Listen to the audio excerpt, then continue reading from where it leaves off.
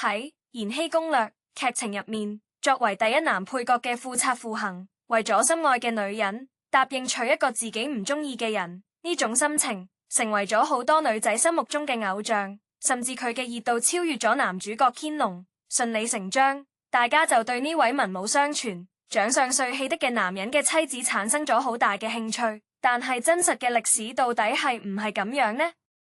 傅恒與令妃到底有乜嘢關係？今日就同大家講講啦。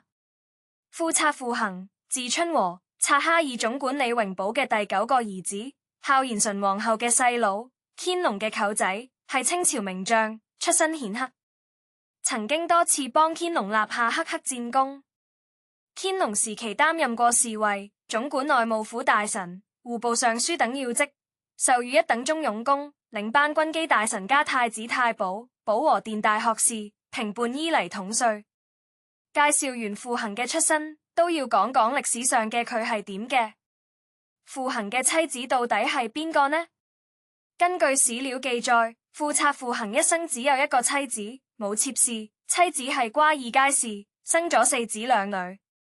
從呢度完全可以睇得出，傅恒係好愛佢嘅太太嘅，並唔係電視中演嘅冇乜感情可言。既然瓜爾佳氏已情能嫁給傅恒，係咁佢嘅出身絕對係唔一般。據史料記載，瓜爾佳氏係滿清8大姓氏之一，瓜爾佳費英東是開國第一功臣，一等功拜，大學士車克、國史院大學士、巴扎克江林等都係出自瓜爾佳氏。由此可見，傅恒妻子出身絕對唔低，係唔可能送去皇宮去服侍人嘅。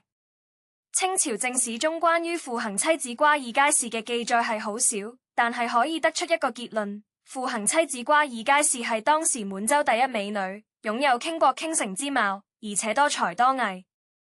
係咁，問題又嚟啦。按照乾隆嘅風格，好似呢種擁有美貌才情嘅女子，絕對會據為己有。傅恒基本係冇機會嘅。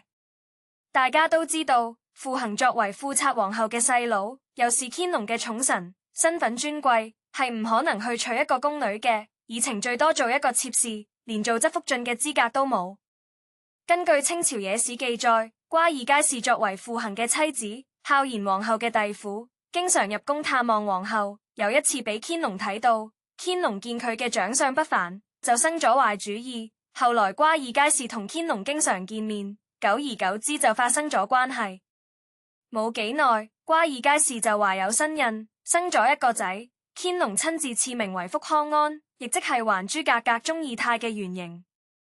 乾隆當時將自己嘅女賜婚俾傅恒好幾個仔，唯獨冇俾福康安賜婚。但乾隆對福康安係傅恒幾個仔入面最好嘅，呢個真係有啲耐人尋味。雖然未能考證呢段歷史，但係可以作為一個參考。另外，傅恒同令妃之間有乜嘢關係呢？歷史中兩人都係真實嘅存在。歷史中兩人一個係宮中侍衛，一個係後宮嬪妃。按照滿清嘅規矩嚟講，兩人係唔可能有交集嘅。唯一有可能嘅，應該算係認識，打個招呼。